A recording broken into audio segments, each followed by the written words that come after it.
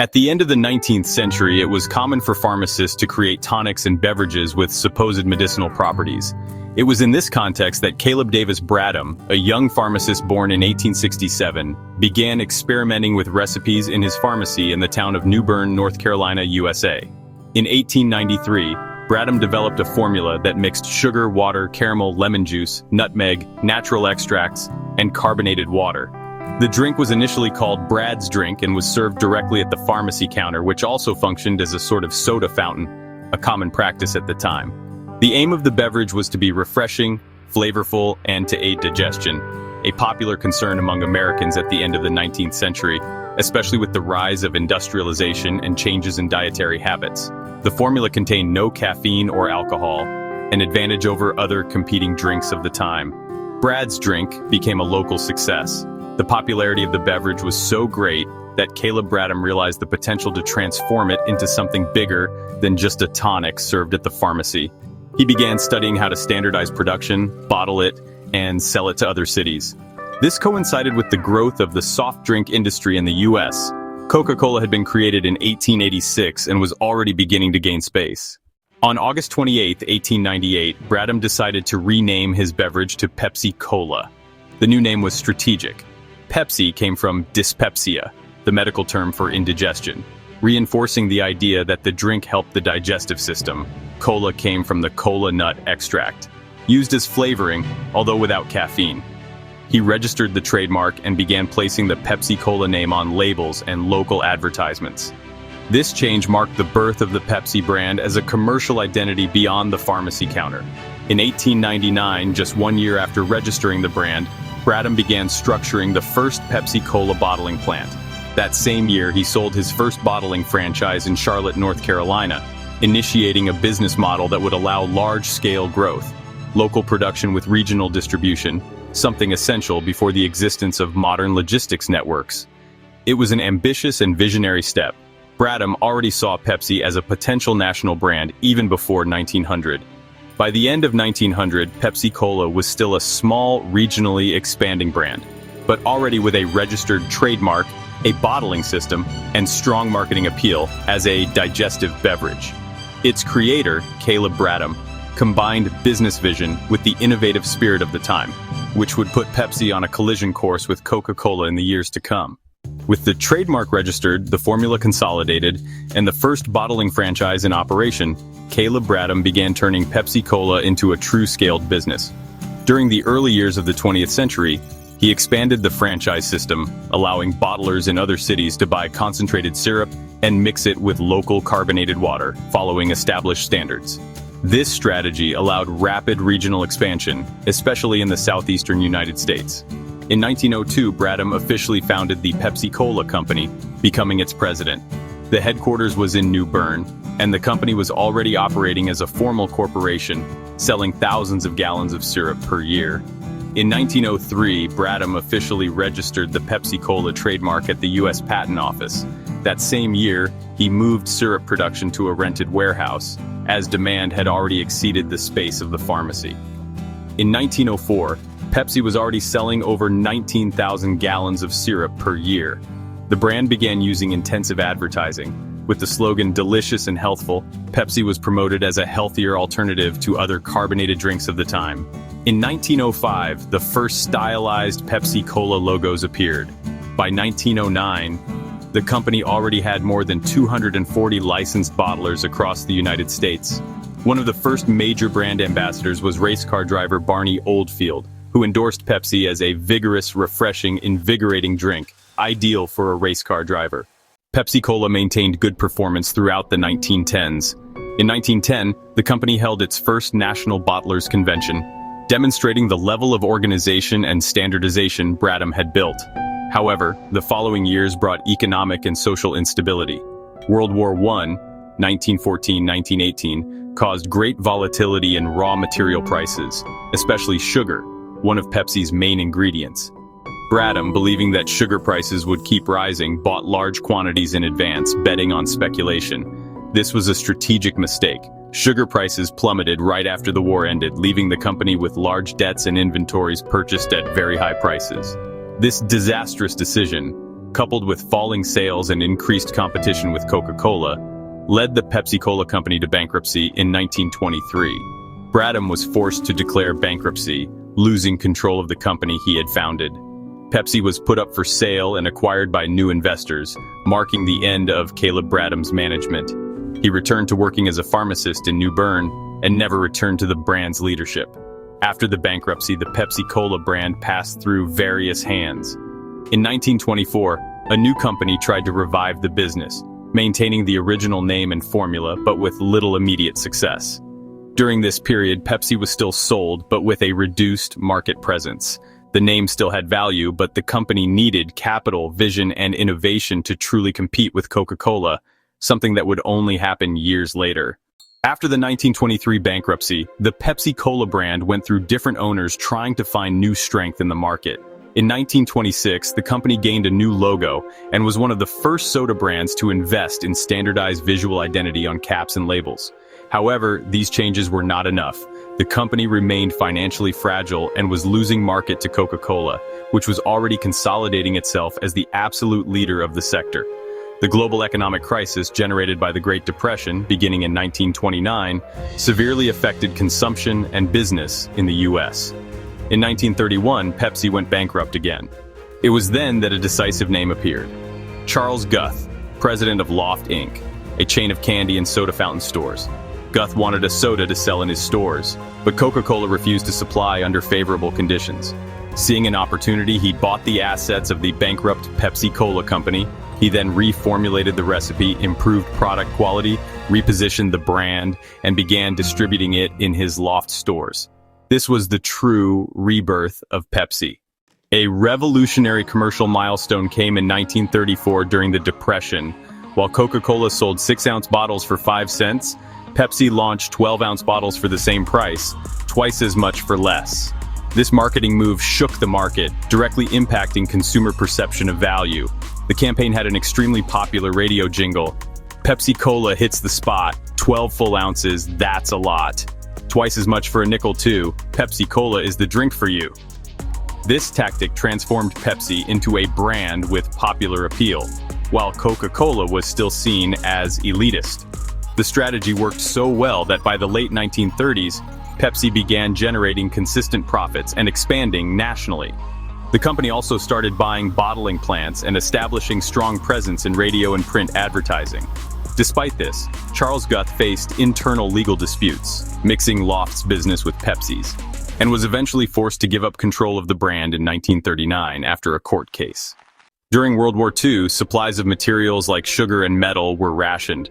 Pepsi adapted well and took the opportunity to strengthen its patriotic image. It was in this period that the brand adopted its red, white, and blue colors in the logo to align with the U.S. flag and reinforce national identity. This more modern design helped consolidate Pepsi's visual image for the coming decades. Throughout the 1940s, Pepsi began to seriously rival Coca-Cola, especially among young and low-income audiences. Although Coca-Cola had more prestige, Pepsi positioned itself as modern, accessible, and progressive. It was one of the first American companies to make advertising campaigns aimed at black audiences, something extremely bold and pioneering in a still deeply segregated country. From a new bankruptcy to a complete reinvention, Pepsi was reborn as a true competitor. With a strategy based on fair pricing, creative campaigns, and identification with the people, it conquered space that once seemed impossible. The rivalry with Coca-Cola was now established, but the best and most aggressive was yet to come. In the 1950s, television became the main communication medium in American homes. Pepsi quickly realized the power of this new channel and heavily invested in TV commercials, using jingles, celebrities, and memorable slogans. During this decade, Pepsi changed its positioning. From a cheap, popular brand, it began promoting itself as a modern and sophisticated alternative to Coca-Cola. One of the slogans used was, "More bounce to the ounce." The brand underwent several visual changes, leaving behind the 1930s aesthetic and adopting cleaner designs aligned with the pop culture of the time. In 1963, Pepsi launched one of the most famous marketing campaigns in history, the Pepsi generation. The idea was simple but powerful. Present Pepsi as the drink of the new generation, young, modern, active, and with attitude. Coca-Cola was tradition. Pepsi was youth. This approach redefined soda marketing. It was no longer about taste or price, it was about identity. The campaign showed stylish young people, surfers, convertible couples, everything symbolizing the freedom of the 60s. In the 1960s, PepsiCo expanded globally, opening factories, licensing bottlers, and entering markets in Europe, Latin America, and Asia. It was also in this decade that the company diversified its portfolio. In 1965, the big corporate turning point happened. The Pepsi-Cola company merged with Frito-Lay Inc., creating PepsiCo Inc. This merger marked the birth of the company as we know it today, a multinational of food and beverages, with products far beyond sodas such as Cheetos, Doritos, Ruffles, and other snacks. The new PepsiCo invested in production technology, modern logistics, and market research to understand consumer behavior and quickly respond to trends. The company also began experimenting with new products, such as Diet Pepsi, initially launched as Patio Diet Cola, and renamed in 1964. It was one of the first Diet Colas available on the market. Approaching the 1970s, Pepsi maintained focus on creative advertising, youth, and music. It continued challenging Coca-Cola with an equal footing. One of the most memorable slogans from this era was, "You've got a lot to live, and Pepsi's got a lot to give." The brand sponsored TV programs, musicians, cultural and sports events, always trying to be close to the new generation of consumers. Between 1951 and 1975, Pepsi went from a secondary brand to a symbol of youth, innovation, and pop culture. With historic campaigns and a strategic merger with Frito-Lay, PepsiCo became a global powerhouse in beverages and foods. The Cola Wars were now declared, and Pepsi not only survived but grew with style. From 1976, Pepsi was already a global giant, battling Coca-Cola closely in the soda market. In this period, the Cola Wars reached their peak, with companies competing not only on shelf space but cultural presence. Pepsi invested heavily in marketing, advertising, and celebrity partnerships, focusing on young, modern, urban audiences. One of the most emblematic moments was in 1983, when the brand signed a historic contract with Michael Jackson, the world's biggest pop star at the time. The commercial where Jackson sang a modified version of Billie Jean for Pepsi became a global phenomenon and positioned the brand as a synonym of youth and pop culture. In the 1980s, Pepsi also launched the Pepsi Challenge, a campaign where consumers took blind taste tests between Pepsi and Coca-Cola.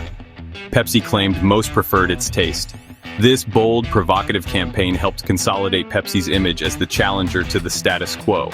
The aggressive marketing worked. Pepsi even surpassed Coca-Cola in sales in some U.S. markets. In 1985, Coca-Cola launched New Coke, an attempt to change its original formula. The public reaction was so negative the company had to backtrack. Pepsi capitalized on this moment with an ad mocking its rival's decision, saying Coca-Cola changed its formula out of fear of Pepsi's growth. This period was a high point in the marketing war between the two brands. Outside the US, Pepsi also gained ground. During the Cold War, it was one of the first Western brands to enter the Soviet Union, signing a 1972 agreement to sell Pepsi on Soviet territory in exchange for Stolichnaya vodka. In the 1980s, the brand was present in dozens of countries and seen as a symbol of Western modernity.